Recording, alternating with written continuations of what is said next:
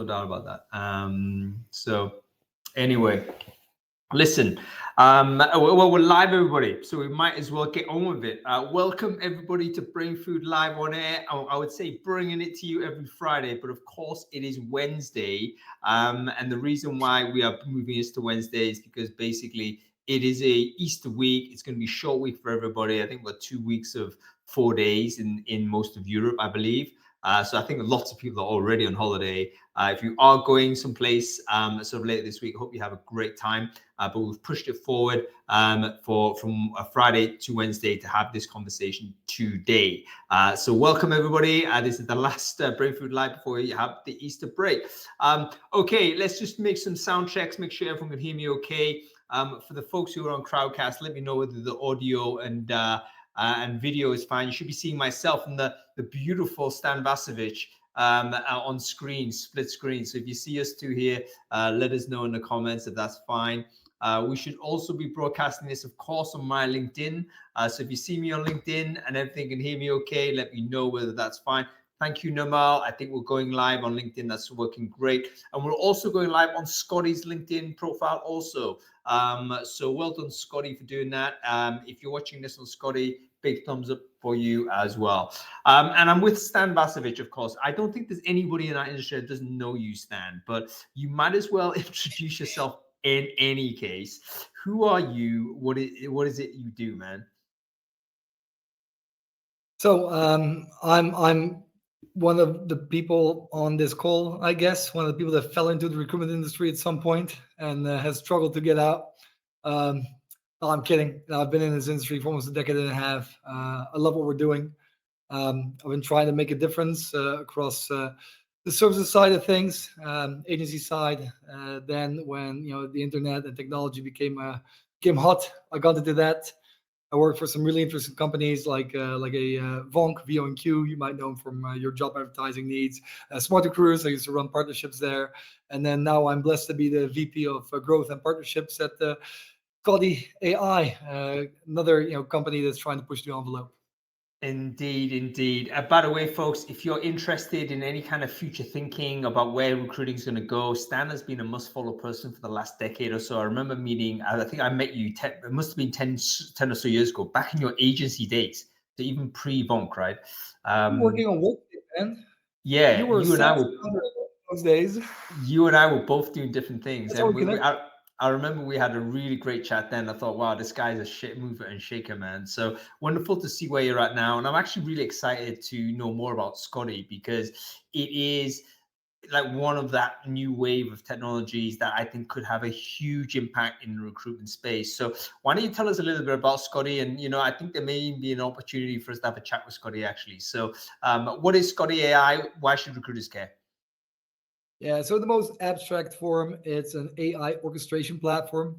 We foresee a future where both professionally, but also privately, we'll have AI agents supporting them with most of life's challenges that stand between them and meeting an objective. In recruiting, there are a huge number of these type of challenges, whether it's from finding candidates, responding to applicants, sourcing, scheduling, onboarding, workforce management, shift changes, all that sort of stuff. Pretty much a big marketplace between supply and demand, with a function standing in the middle, a recruitment function that was created to drive more efficiency, but now is actually, I think, one of the main causes of the friction that we see in the market. And I think artificial intelligence, what we support, puts us in a position to really start optimizing for the two main stakeholders that our industry has been built for, which is, on the one hand, job seekers trying to land a job, and on the other hand, people trying to make a hire, employers and hiring managers. So that's what Scotty supports. Scotty tries to automate pretty much everything that a human does right now in the recruitment process. We've been making some pretty interesting waves doing so recently. Yeah, that sounds like a really interesting product. I mean, a lot of people might not have heard of Scotty. It's sort of a Dutch-based company, but doing some really interesting things. I don't know whether we have a chance to speak to Scotty at all, but if we do, then I'm more than happy, because it is voice based. A lot of it is actually having a conversation, isn't it? That's one of the key differentiators. It's the No, interface not is voice. really. Not really, to be honest. There's a huge category of really interesting companies: Qual, JobTwine, BabbleBots, Qualify. I know Vonka's dabbling in that space. Dial Me. I must have missed a few, right? But like the voice component is actually quite easy. It's you can build a voice bot over the weekend if you watch enough YouTube, read enough Reddit. Same goes for text. Like the hard stuff, the really hard stuff, is then having these AI agents actually do what you want them to do, and aligning with all of the other systems of records, all of the other solutions they're playing around in a hiring journey. That's the real difficult difficult piece. But definitely the front end, the voice. It's how it all started, because our CTO is of the conviction that ultimately voice is the best medium, the best interface, the most natural way of communicating. We now have that whole phone fear generation, that grew up with their face in the phone, and they want to read a piece of text 5 times, type an answer, delete it before answering. But now we're really swiftly moving into a new era, a new domain of gesture-based and voice-based communication. I think that's why we lean hard on voice, but in all honesty, like more than half of our conversations still happen through some kind of text medium, whether it's WhatsApp or text or Messenger or Instagram or WeChat or Lime or anything like that. Do you know what? That's actually a really interesting. I mean, we'll get into this a bit later, but absolutely, we've gone from like human to human voice conversations back in our early days recruiting. That was what it was. Then we shift to email. Then we moved to text, and now we're going back to voice. But maybe it's not human to human. It's actually human to bot initially. So we're constantly evolving what is the optimal channel to have dialogue. By the way, folks, I'd be interested to know whether you've experimented in any way with technology of this type. I know if you're a high volume hirer, which is the topic of conversation today, it's actually becoming increasingly common to use text and voice, automated text and voice, to interact with large volume candidates, particularly if you're hiring for seasonal hiring, or you're doing recruiting for people whose primary device is a mobile phone. Email is not the way. You have to find another way to interact. When's the last time you sent an email on a phone? You're doing on text, you're doing WhatsApp, you're doing voice, you're doing video. That's basically how you've got to communicate with people who work outside and away from the keyboard. So that's something we'll dive into in a little while. Okay, before we kick off further, we obviously have to review the newsletter, Stan. Always high risk. I know you haven't read it, but still, let me know. Yeah. Who told you that? If you scanned it last week, what was interesting? Pick out 1 or 2 things we can have a quick chat about. No, man, I did check it out. And there are 2 things that I think that go hand in hand that really stood out for me. One I've close to heart, and that's the Hollywood is Broken piece.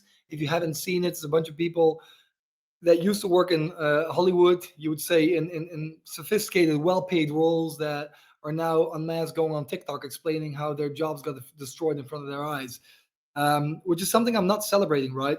I know that pretty much Oppenheimer, like, all the AI companies are now death destroying of recruitment jobs. But that's not something we celebrate. I celebrate the optimized candidate experience, the better quality hires, the better hiring manager experience, the better hiring success leading to better business success, usually being good for us as a society, but like in the short term, what will happen is painful. So that's one that really stood out to me. Yeah, did you check really that one out, the TikTok one? Yeah, I did. Basically, I've shared it in the chat stream. I think it's a really powerful collage. Basically, it's a guy who is a Hollywood movie producer. He's out of work himself, but he asked his friends to also record a short video as to what their situation was. And it's a long collage of people basically saying the editor, to a camera guy, to a this, and this, and all of them are actually out of work and have been for a long while. One person even described herself as a former editor. So she's already psychologically moved on from her career path that she thought was actually long form.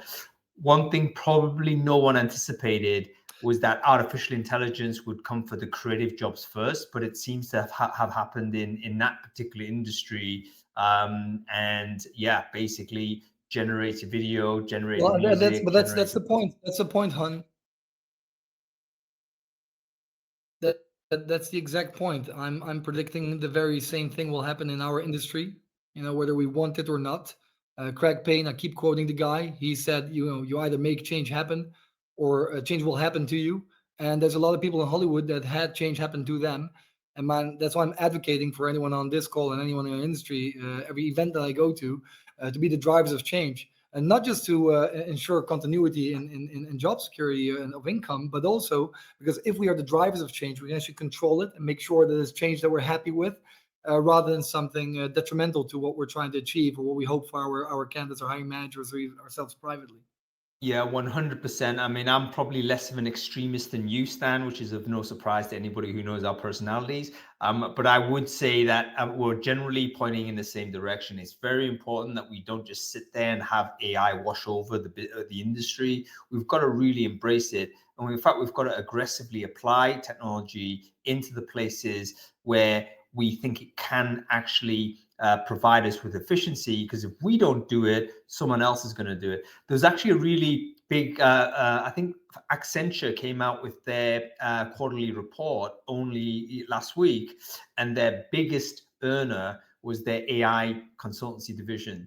And you can tell, you know what that means. That means you got thousands of Accenture consultants going to thousands of companies saying to their CEOs, you know what, you can get rid of that department, you can implement AI. So we in recruiting and TA and HR, we've got to look after our own sort of function and think, you know what, we have got to implement this before we have an Accenture guy turn up and tell our boss that that's going to happen. So we absolutely have to embrace.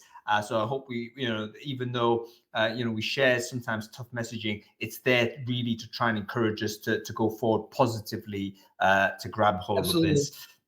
Absolutely. Well, there's a second one that goes hand in hand. If unless you want to move over to the next segment. Yeah, let's go. Hours is very powerful, right? You can see working hours declining steadily for over the century. And look, the trend is super evident. At some point, robots will automate all physical labor. That will likely take longer than knowledge work, because a roofer is harder to replace, honestly, than a lawyer.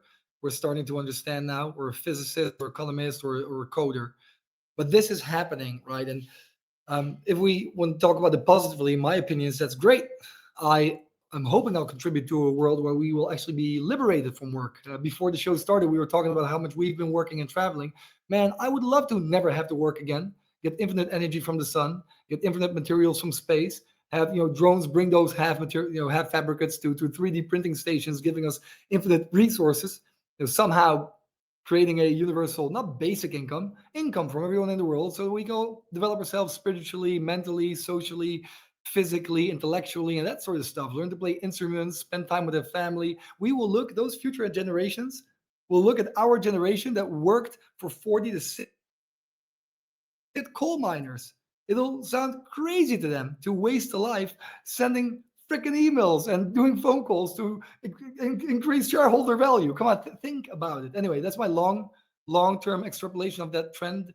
But in the meantime, there's ways for us to get there. And I think riding that AI and technology wave, I think that's what everyone that's on this call again should be looking into doing, because it's the last thing that humans will ever have to do. No, I mean it's an optimistic vision, and actually a lot of people who are pro techno optimists generally have that vision as well. I think that it's possible we get there, but I think there's also a very interesting kind of a trend that even though ours may be going down in terms of measured work, all of us do seem to be more stressed and do seem to be constantly on the grind. And I think that's ultimately because what are we doing with the extra time that the technology is saving us, and who's capturing the value of that? And I would say not enough of that value is actually captured by the workers who are doing it. So that's something we have to, that goes into a political conversation that we need to have, but hopefully that consciousness will be emergent. But anyway, the research from sort of our world in data is actually really interesting. It's basically trying to track, okay, over centuries, how much work on average different people in different countries are doing. And there does seem to be a downward curve. Remember, we used to work 6 days a week. Now we work 5 days a week. And in fact, we're probably more or less de facto 4 days a week. When you think about the shift to remote and how many people actually working full day Friday, probably not as many as they were before. So, we do seem to be working less per hour. Are we getting the same kind of percentage of wages back from that in terms of the economic value? Probably not, because the global share of wages of GDP is actually also going down. So that's something we need to be conscious of. I want to tap in on what you're saying, because you're tapping into productivity versus how the gains are being shared. So and Brett, I want to tap into a comment. As you guys see, I am reading them to remain topical. But let me put something that Scotty does into very, very clear, measurable data and practice. During COVID, we were commissioned by a large Dutch RPO called Young Capital, 1,600 FTE, serious player. They earned a government contract to find people to administer vaccines by the thousands in multiple locations in the country, some easier to find, some harder to find. In the same time frame that their entire sourcing team placed 40 people in jobs, Scotty placed 5,250 people in jobs. I can't tell you what Young Capital was being paid, but I can tell you that Young Capital paid Scotty less than 40 grand for that project. So 5,250 hires in about 4 hours time. In the same time, the humans made 40 What kind of hires are these, Stan? I mean, what kind of people are we talking about? People to administer the vaccine. So people of all ages, that were trustworthy, that had no criminal record, this type of stuff. These were easier roles, but no, I get it. Yeah. Think about 100%. So in those type of roles, like if you're running an excellence center, if you have a center with hundreds of people making the similar type of call or similar type of conversation over and over and over again, you can and should already be replaced, right? It's a better experience for the candidates. It's a quicker hire, and it's a much more efficient way to look at our function. But this will spill over into more complex roles. I like to give the example of, you're a principal engineer for CERN. You just graduated from Cambridge. You have a PhD in quantum physics, right? What recruiter will be able to interview you at subject matter expertise level? None. Granted, AI likely also won't be, because it reads data, and PhD level, means that there's very little data available. But we'll definitely be able to interview you very shortly from now on a master quantum physics degree level from Cambridge. So it will be much more engaging and much more relevant for someone at a higher level with a higher level specialism to speak to an AI about the potential of joining a company than to speak to a human that knows F all about their specific subject matter. That's really interesting. It's also a controversial statement, folks. Do you agree with Stan's anti-humanism here? Because listen, no, let me finish. Don't say I'm anti-human. I'm trying to liberate everyone from work. I'm trying to make sure that listen, let me finish on this point. The point is, it's actually a really interesting debate. We know that human beings do enjoy at times interacting with automated agents rather than other human beings. There's lots of evidence for this, particularly at the early stages of interaction and when the information is fixed.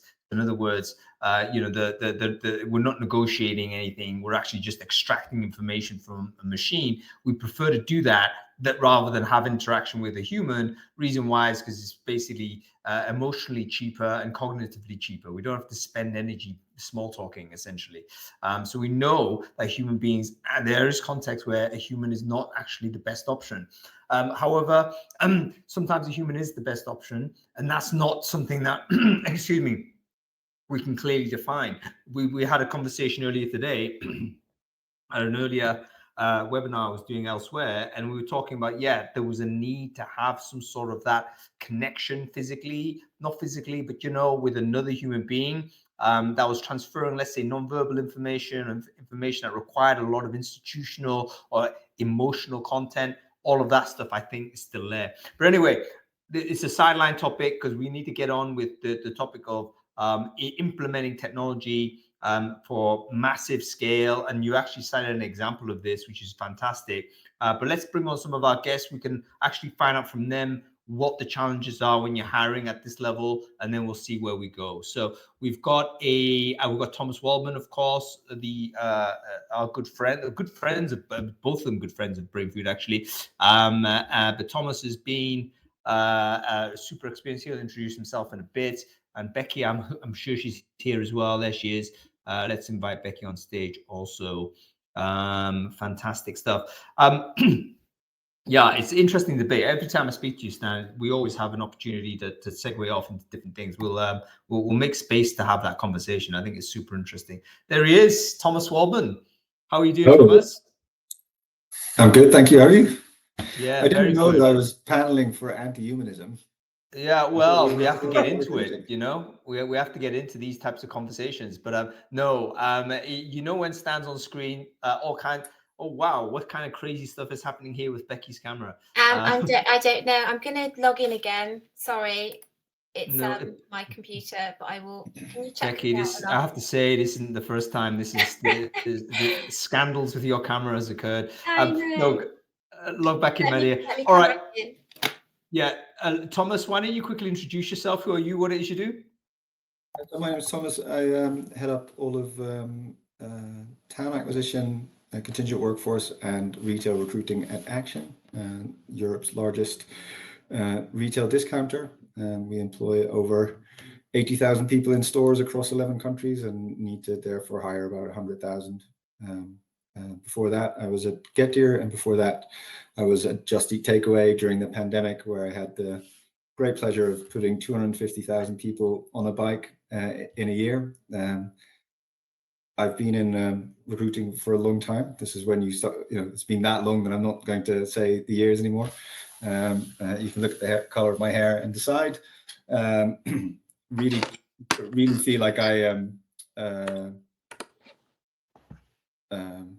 was sort of promoted into volume recruiting. I started at TA, love it still, but volume recruiting is where the fun is, and I think where a lot of the innovation is going to happen for our industry. So yeah, that's me. This is why we're here. And by the way, I think Thomas's sort of background is amazing. Thomas, 250,000 people hired a year. That's crazy, right? That's ridiculous. But this is the sort of thing we're talking about. Can we learn anything from high volume hiring and potentially bring it to different contexts? We do have Becky here. Becky, wonderful to see you as usual. Hi, sorry. No worries. Hey, listen, I don't expect no drama when Becky Foden's on screen. Can you quickly introduce yourself? Who are you? What it is you do? Hi, everyone. I'm Becky Foden, and I recently left EY, so managing volume recruitment for all of the graduate work experience and school leaver programs. So we were hiring about 2,500 students per year, very large scale, complex process, circa 70,000 applications.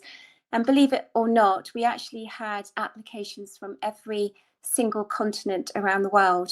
So lots of challenges around that. And previous to that, I worked actually in high volume, but also in exec recruitment and also professional hiring. So have quite a good lens, I guess, across all of the challenges. But in particular, I am passionate about high volume because it is more innovative and using a lot more data. I'm going to be controversial on that, but I really believe in that. No, I think that's absolutely true. It's. I think it's even a niche kind of type of function compared to other styles of recruitment. It's a different breed. You probably need different skills and what have you. So, I mean, let's start with that.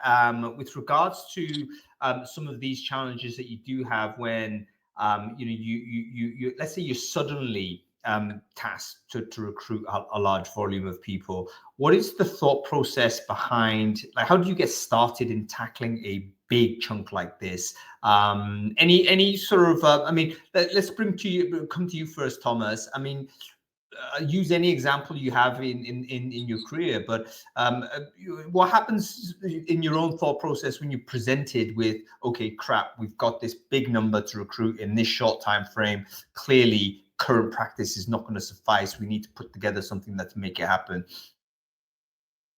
Well, that's typically when they hire me and everything gets sorted, right? Like that's how that works.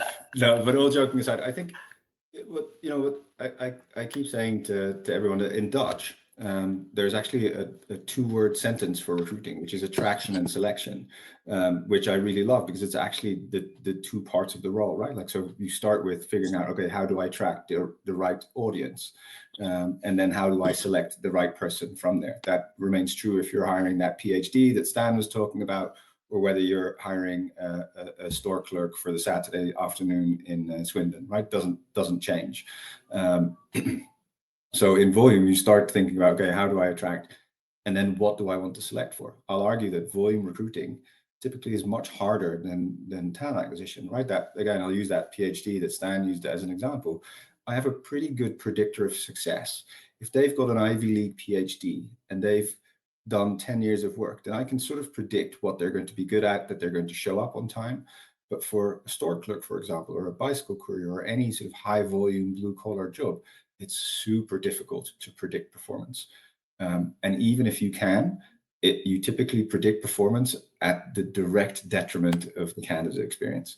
And so starting by, okay, what audience do I attract? But then how do I make sure that I have enough selection in there to pick out the right person and to not hire the people that are going to, steal my store empty or not show up for work or any of that? How do I make that happen without going down a rabbit hole of like this horribly long process? Yeah, so a couple of things straight away. Firstly, it's about attraction. So you've got to bring them in. You can't just source for the 10,000 people. Same with graduates, right, Becky? You're not sourcing. You've got to have some sort of way to pull them in. So that's straight away, that's different. And then, of course, because that funnel is quite wide, you've got to have a selection process, and you've got to know how to select against those criteria. So this is a different mindset altogether. How do you increase those numbers? I mean, I'm presuming sort of you're joining a company that has high volume, so presumably they've recruited before to get to a certain size. But how do you then look at it and think, you know what, we need to increase or boost those numbers in? Becky, any thoughts on this? I mean, was that actually ever a challenge at EY, or was it always the case you were guaranteed to have like 100,000 applications? It was not an issue. I'm going to be really controversial and challenge you back on this, Hung, right? It's not an issue of volume. It's an issue of quality, right? In actual fact, I was trying to turn the tap off at EY. We had too many applications, 70,000 applications for 2,500 hires. That's 67,500 rejects, right? That is mass rejection city. It's bad for brand advocacy, and actually there are thousands of talent gems in there that we need to be thinking about. We called it phishing, but it's recycling, redirect. Rejection is redirect. So my big point to EY was, we need to stop broadcasting, and this is not just EY, it's any firm that attracts volume.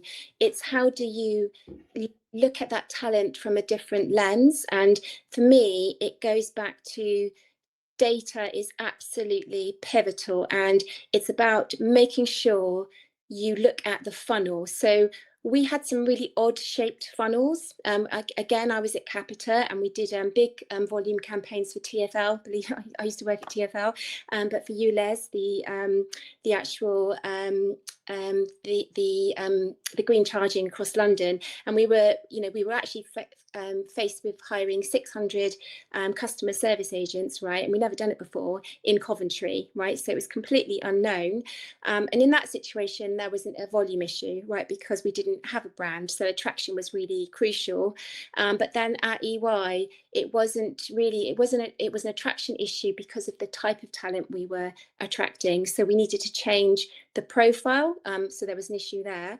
But in terms of the funnel, we had some very odd shaped funnels. It was too spiked at the pinpoint at the bottom, which meant that there was no optionality for leaders to actually to hire from. So for me, going back to great recruitment metrics from my RPO days, we should be looking at a 3-to-1 ratio to interview to offer. Now, managers don't want to do that, right? Because they want to have the leanest funnel at the end, but then you chuck out diversity, right? So at EY, I was trying to make the funnel look like a funnel as opposed to an odd shape, so very sort of very wide at the top, and then it literally went really into an odd spike.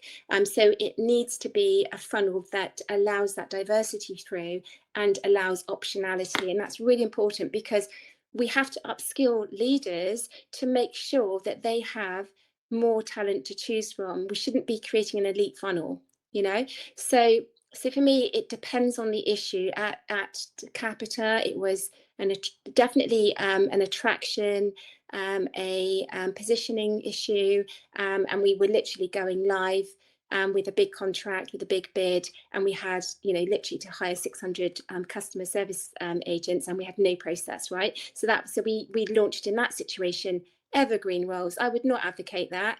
So you're kind of doing a bolt-in kind of professional hiring, pseudo like volume hiring. That is not a good idea.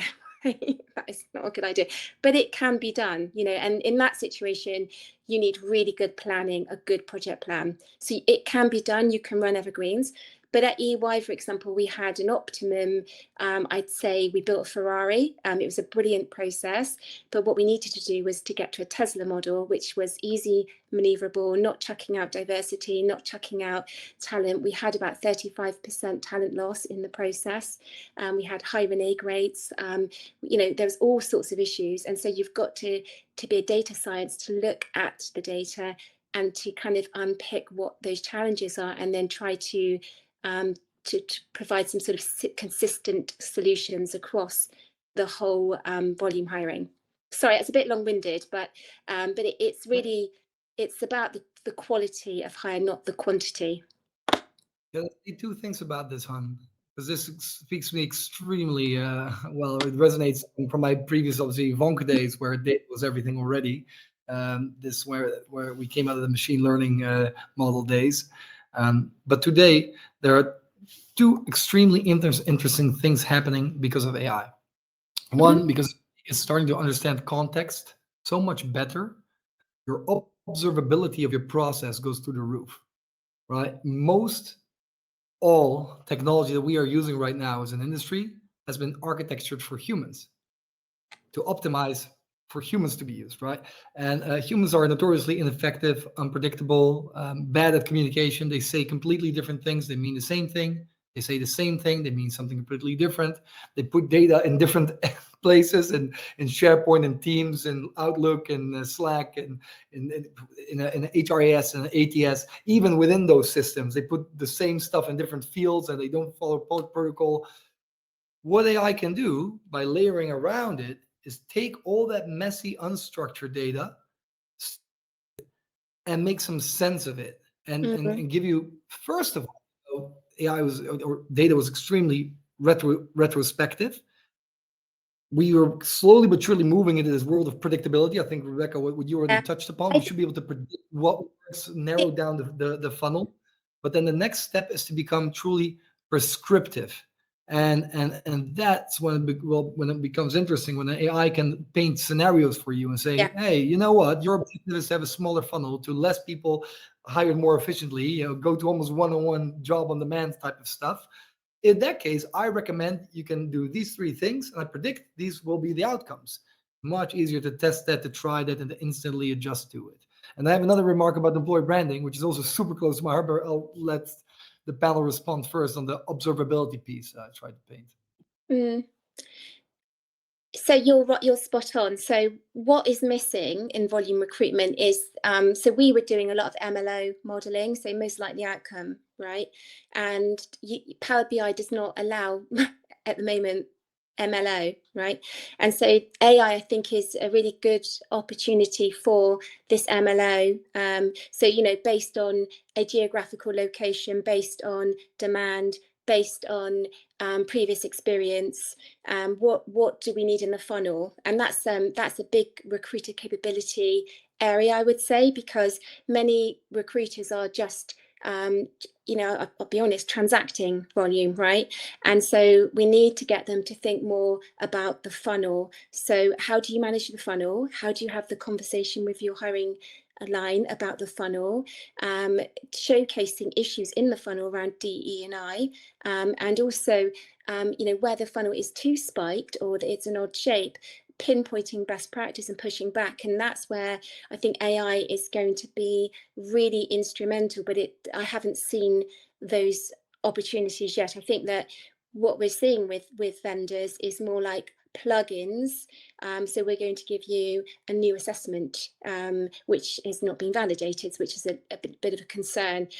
Whereas I think this idea of the data piece would be, you know, really great move in the right direction, but also ensuring that there's no bias in the way that it's predicting the MLO. Yeah, it's taken time to get there, and I think you're right. You know, we're going to probably need a sort of a platform to be able to deliver that type of intelligence to us. Right now, as you say, it's set piece solutions that plug into one function. That's good enough for that particular piece, but it doesn't give us that connective tissue between all of those other areas. Thomas, interested, I want to bring you in on this. In terms of the data visibility, that's quite interesting sort of angle to look at, sort of how you make predictions as to what works or doesn't work. Can you tell us a bit, you know, I mean, you're working at we're talking about a different thing in terms of, Becky's obviously talking about graduate recruitment, that's full-time work, that's a different type of person. You're talking here about like gig worker, platform, hiring, etc. What kind of visibility did you have in terms of like what kind of data did you have on those candidates? I guess there's not a huge amount out there, is there? I mean, location, maybe availability. What kind of data were you looking at? So it was bad enough that you called me an anti-humanist or put me in this thing, but if you're going to tell me that I've been hiring gig workers or fucking around with freelancers, I'm hanging up now, right? Let the record show, please, for everyone. I employ people. That's what I believe in. But I want to maybe actually step back a little bit first to what Becky and Stan were saying, right? Because I don't know if the people in the session actually heard it, but something very dangerous happened, which is Stan was talking about replicating decision making. Becky was talking about making decisions. And so before we think about whether we want AI for data or we want AI for the candidate experience, or maybe we want it to do selection, we want to know what we want the AI to do. Do we want the AI to make that decision for us? I'm saying for my store employees, even more so than the graduate recruiting or the PhD, because they have sort of hard criteria, I don't want an AI to make the hiring decision for me. I want the hiring decision to sit with the store manager, because they have to work with their mini business, right? Like they're the CEO of their store, they've got their own little microculture, they've got their own little thing. And so if I look at AI, whether it's data or wherever, I look at support and I don't look at replacement. And I think that's a lot of what we got wrong. I did your interview set up in the Tribune a while back, and in there I said all this malarkey about AI in a world where recruitment managers can't even get a requisition report right. Maybe we should talk about data before we start talking about automating. It was the one sentence I put in that interview that gave me, I'm not joking, 200 messages on LinkedIn of people saying either F you, you're wrong, by the way, I sell AI, can I come over? Or they said, you know what, you're right, I need a lot of work for data. So all of the big dreams that Stan put out about, you know, never working again and all of that type of stuff is really true. But that means we're talking about this big animal. So let's not say I want AI in my recruiting process. Let's say I want support in my decision making, or I want to streamline the process, create speed. Yeah, Elizabeth in the chat, AI as a co-pilot or the pilot. Have that conversation first, because it's a big one and it's one that you'll make once. And I'm sure Stan's least favorite example, but we all remember when Amazon went too soon AI pilot, and all of a sudden all the women in the funnel were rejected, right? Forget about what you're going to use it for. Decide how, you know, what you want from it first. Yeah, I want to touch on the two things there, Becky, real quick. One, the Amazon one, it does keep coming back. But what isn't told about it, that it took Amazon 3 days to adjust to, hey, look at that, gestures, to adjust to supervised learning, the algorithm to never do that again. On the other hand, in 2018, Radar in Holland, the investigative journalist company, sent a request to 71 staffing agencies, including all the big names, saying, hey, we got a warehouse operator role for next week, but I don't want any black people, I don't want any Moroccan people, I don't want any Turkish people, and definitely no women. And half of the recruiters answered, oh, no problem, we have white Dutch people. And why am I saying this? That last year, a guy from the University of Amsterdam sent out his CV to 24,000 of the same recruiters working at the same companies. He changed his name a little bit, or his face, or his gender, to look like one of those groups, and exactly the same data came back. The point I'm trying to make is, it's really easy to adjust an AI to start doing what you wanted to achieve, it's very, very hard to change human behavior. And AI is held to a far, far higher standard than humans are. Because again, if you ask an AI, why did you reject someone? Let me give you an example where PostNL does it. If someone applies for a job where you need a driver's license for 3 years and they have it for 2 years, then they're instantly told that they are rejected for that role. That's a decision, but it's a logical, hard fact why they are rejected. And you get that feedback. A role is instantly cross-sold. If you ask a recruiter that spent their whole career high volume recruiting why they rejected one person over another, very quickly when you drill down, you get to some vague, untangible stuff like gut feeling or intuition. Well, the reason that still holds up in court when an AI needs to open up the entire kimono and show, well, exactly at this point at the 26th of March at 15:14 and 23 seconds, this person said this and this and this, and that's why they scored lower than that person. It's a difference, right? But also that difference in quality, for me, is a predictor that AI will take over from humans, because at some point candidates won't accept anymore that they've been rejected because of gut feeling or intuition. They will want to know the hard facts. And so I think we're agreed, right? Like, so I'm not saying like I knew I was going to elicit a reaction bringing that up. Exactly. A little bit on purpose. It was a bit of an open shot. I apologize. What I'm saying is the example I was trying to give is even a company as big as Amazon didn't think about what they wanted from the AI before they implemented it. And so all I'm saying to the group is, whatever you use AI for, think of what you want from it. And I think, Becky, you were about to say you also want more of a supporting AI. So I think, just to be clear, I don't think AI should be making decisions because it's illegal because of GDPR, right? AI cannot. You cannot automate AI to make a decision in place of a human. It's actually fundamentally a GDPR ruling, right? So I think that's really important as a footnote. I completely agree. It needs to be a co-pilot, but I also think we need to be cautious about AI as well. So, again, in large volume recruitment processes, we mapped about 28 points of vulnerability. So one of the big emerging, I guess, risks to AI at the moment is candidate authenticity and integrity of your recruitment process in volume. And it is easier to cheat now, right? So there are many vulnerable types of issues in a process. So, an AI is at pace. So we have to be really nimble to understand some of the trends that we're seeing. So, AI is really great. I'm fully embracive of AI.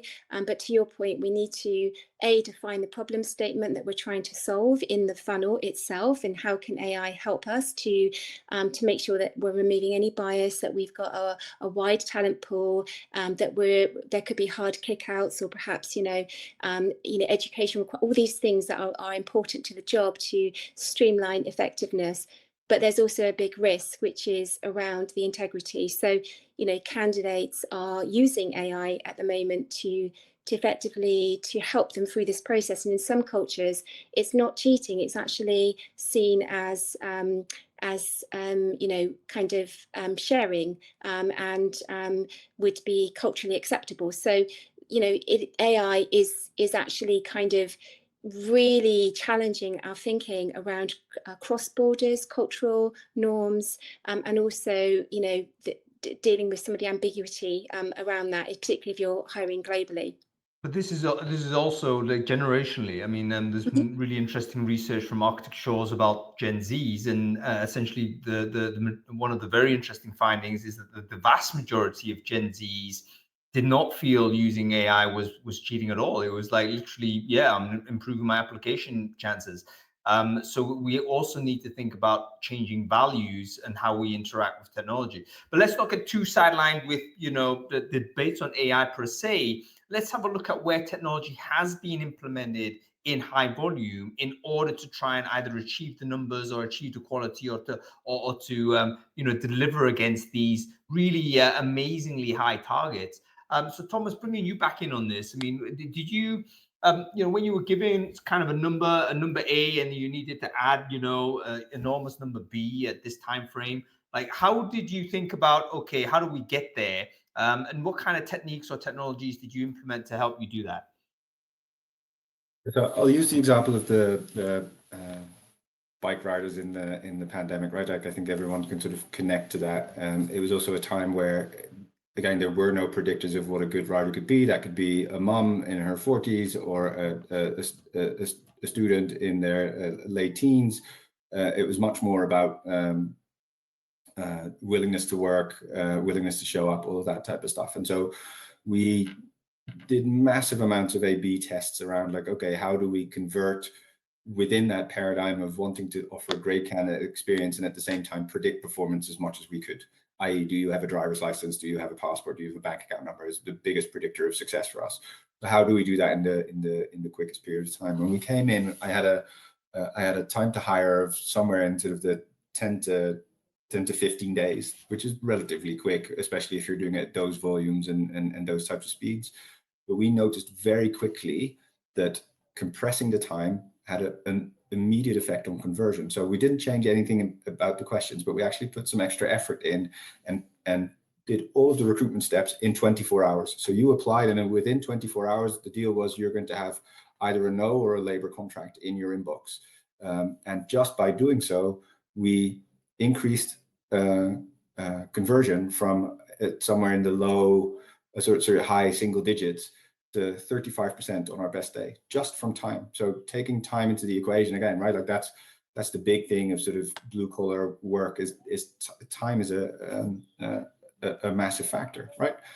No one goes like, I want to be an astronaut, a fireman, or a bike courier, right? Like, so there's an urgency to the work. And so how do you use technology to make it really quick and easy? One page. Now, we've all seen the Workday memes of like how many fields you have to fill out in your application. So technology was much more of a how do I make this easy for an applicant?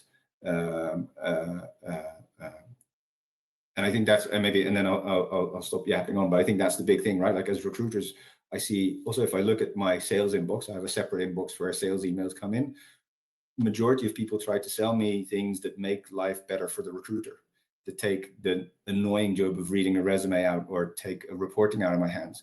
Whereas in fact, I invested all of my money in how do I make it easier for the candidate, quicker, faster, more interactive.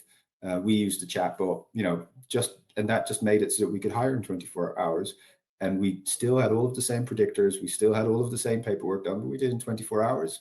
And you can imagine, like on those types of numbers, if the average cost per hire was 100 euros, if I go from 100 euros and 9% conversion, then to 35% conversion, suddenly I'm saving the company huge bucket loads of money, still have the right people, more happy people, less rejections. So that's where I use technology mostly. No, that's a really interesting example. So listen, we all have this image of the funnel. I think, Becky, wonderful sort of language to talk about the shape of the funnel, but maybe you can keep the shape, just crunch it down. Like, have you thought about it? Have you thought about potentially making it a lot shorter, particularly for time sensitive? Again, we talk about the demographic you're hiring for. If you're a blue collar worker, you're a gig worker, or whatever, or however you like to describe it, you've got different sort of drivers to your decision making. You don't want to be spending your time, anytime you're spending doing job search, quote unquote, is a waste of your time. It's costing you money. You want to get money now. So that's the reason why people do Uber. The reason why they do delivery stuff is because I need like immediate sort of cash flow without delay. So obviously, if you have an elongated process, it's going to be a deterrent. Crunching it all down. There's legal things you have to do. I understand the driver license thing. You need to be verified worker. Employers have responsibilities for all that. So all of those sort of checkpoints need to be made. But let's see whether you can get it down in a short time frame. And by the way, what a great promise that is. If you can predict an outcome, and this is regardless of what type of worker, it could be a graduate, it could be an experienced worker. If you could say to that person, you enter this process and within X day, we will give you a yes, no answer. That's going to be straight away ticking the box in terms of I'm in or out, it, right? So being able to eliminate the ambiguity as to how long it would take, that seems to me like a very, very interesting thought to have in your when you're thinking about trying to improve your process. Becky, I want to go to you on this. I think you've already discussed a couple of ways in which you've tried to change how things work more effectively. How did you try and increase the quality of the people? Obviously, you can work on things like improving the ad copy and doing all of those things. Well, was there anything on the assessment that you changed to try and improve, the quality of the people at scale? I mean, how did you even do that? So I think so. I think you have to look end to end, right? Because the issue is not just in the assessment at the point of assessment. You can bring assessment earlier in the attraction process. So at EY, we looked really end to end at the issue around the type of people that we were attracting, but also the issues were that with COVID there was a lack of work readiness. A lack of basic commercial acumen, even the ability to write emails, soft skills being the new hard skills. So we actually bolted in some pre-assessments front end, so to help candidates to have a bit of a realistic job preview, but also to deselect. I think the key point is deselection at this point is essential. So we actually developed a process that allowed for better deselection. And the reason being is that a candidate could only make one application per season, right? And if you imagine that it's costing us, let's be clear, hundreds of thousands of pounds to process all of these candidates, right? We couldn't let them make 3 applications like some markets do, because all of a sudden our cost profile would be up to like maybe 1.5, 1.8 million, right? So we have to make sure that that funnel is absolutely optimum. And we also had issues where with some of our business areas, they'd have like 80 applications per hire, and some areas which were really, I guess, the poor cousins would have, basically 12 applications per hire, and we needed to get to 19 optimum, right, in that area. So there were lots of issues, and then you put locations on the top there. So what we did was we put more deselection in the attraction. We built a learning platform, which was an adventure platform, which is all about your career. So it allowed for better previewing.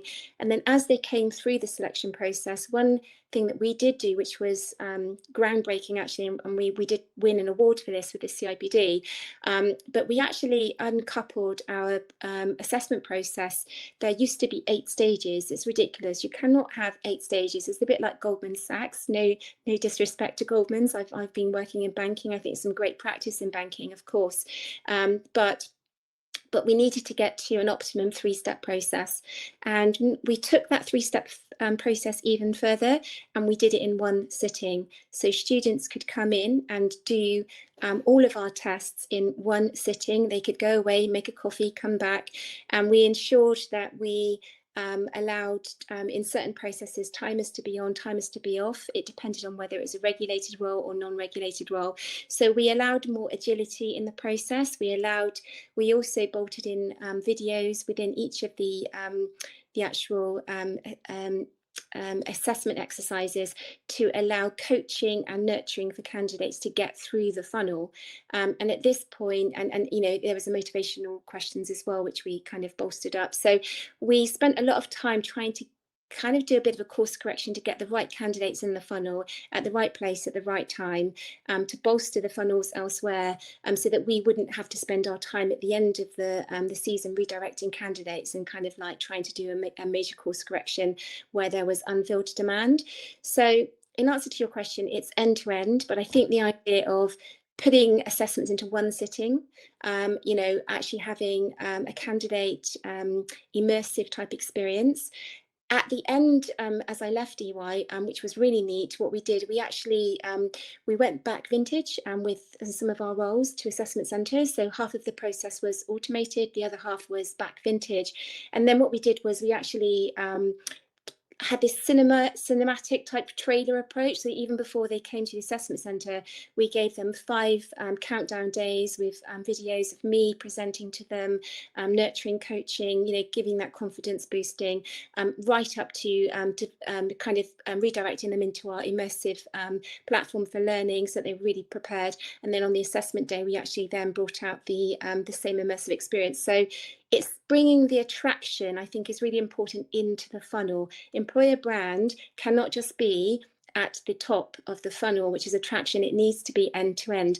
And when you get it end to end, you will have the right kind of candidates coming through, because those candidates will see that relatability. And I think that's a really important note in that. I need to. Sorry, Stan. Go ahead, Stan. I'm not sure if I broke up. Oh, I'm back. Okay, good. Yeah, I need to respond to that because employer brand is becoming more and more important. My prediction is that as AI expands, and we are quickly moving to this world where AI is representing both the candidates and the employers, we need to become better at communicating from the employer side who we are, what we stand for, what sets us apart, what we do, so that the AI on the candidate side who represents the AI can filter to do that, right? And make these far, far quicker and more effective matches. Exactly what Rebecca is talking about. The right person on a 1 in 3, 1 in 2 basis for the right job almost instantly. Because the candidates, AI could be crawling the web constantly, trying to find something better. I predict the future where you wake up and you got a text which says, "Hey Thomas, good news, man. 4 weeks from now, you're starting this new job. It's a 50K kick up to your current salary, but much better than that. Remember that cool side project you did that you loved a year ago? Well, this job is 80% just doing that. I've already booked your going away party. Though these and these colleagues accepted. You will, meet your replacement next Tuesday. Your hiring managers are informed, so you have 2 weeks to work them in. And then the last 2 weeks, I've actually booked a holiday for you and your family to Thailand because you've been working so hard, so we thought you needed a break." Because these AI agents around a person will be organizing all that sort of stuff. There won't be decision-making. There won't be job searching. There will just be the right person at the right time, aligned with the person's personal and professional objectives.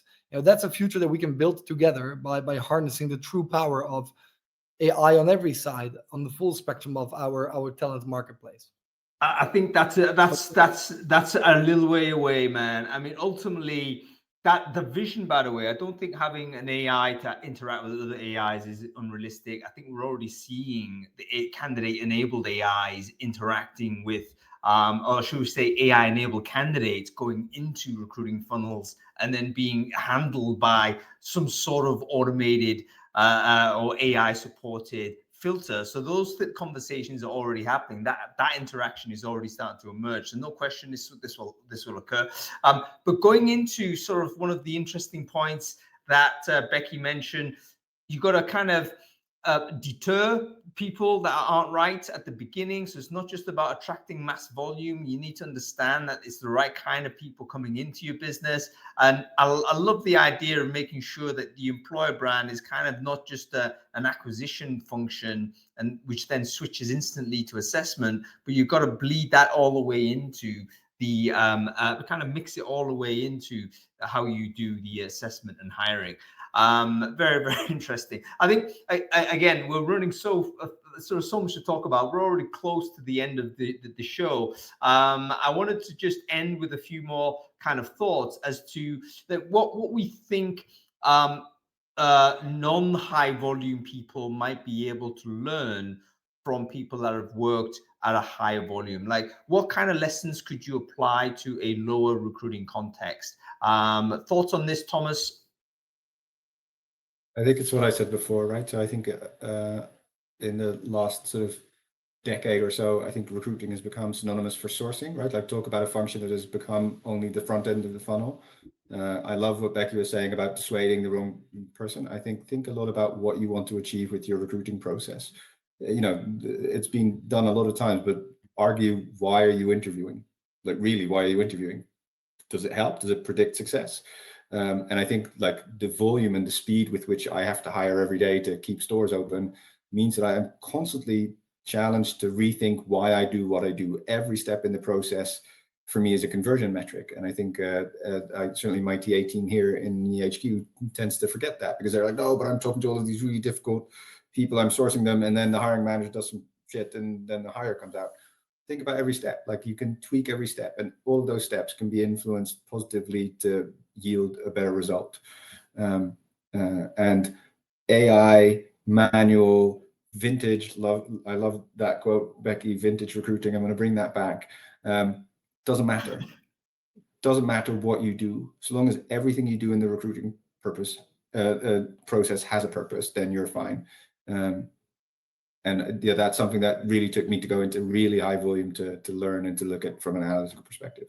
Yeah, I think everyone should give it a go. I'd love people to have that well-rounded experience, have an experience of working high volume. I wish I had that opportunity back in my day, and then switch back if that's not suitable. Becky, I'm not sure you're still with us. You've kind of gone dark, but if you are, I'd love to get your thoughts on, you know, what lessons you might have learned from your experience there that could be applied in a lower volume recruiting setting. Okay, I don't think we have Becky anymore. That's okay, no worries. We're out of time anyway. Folks, listen, thank you so much for your wonderful attendance for this event. I want to thank our guests particularly. It's always a pleasure speaking to these two. I think there's some really interesting lessons we can learn from them. Please do follow Thomas on LinkedIn. He's going to be more active there, I understand. So that's something you should try. So much insight. And Becky, is great to see Becky actually talking a lot more publicly as well. Another person that you should follow online, because again, there's free knowledge being shared. Stan, of course, you know, and you should follow in any case. But yeah, this is great learning, and I want to thank everyone for joining today. Okay, that's about it. We're going to be back next week, back on Friday. So we have a long weekend. Enjoy the weekend. Next Friday, we're going to be talking about how to pull off a global TA restructure. So let's say you've been told by your CEO, you know what, we've got to do more with less. You got to optimize your TA function. How do you do that? We are going to talk to a number of people who've already had that experience. The list of people joining is absolutely fantastic. Sign up for that show. Make sure you do so and follow the channel if you want to hear more from us. Okay, that's about it, folks. I will see you next week. Cool. That was all right, I thought, Stan. What do you think? You've gone mute on me, man. My internet was choppy as hell, so thanks for not doing the Scotty thing. I was going in and out and in and out. I saw a little bit that it was not perfect. So on my side, it was terrible. But anyway, mate, I have an actual investor meeting right now. Go. Good luck. Thanks for having me. I'll see you soon. Yeah, definitely. Once we get that funding, we'll double down on this stuff as well. Catch you later. Bye. Cool. All right, folks, that's it. See you next week.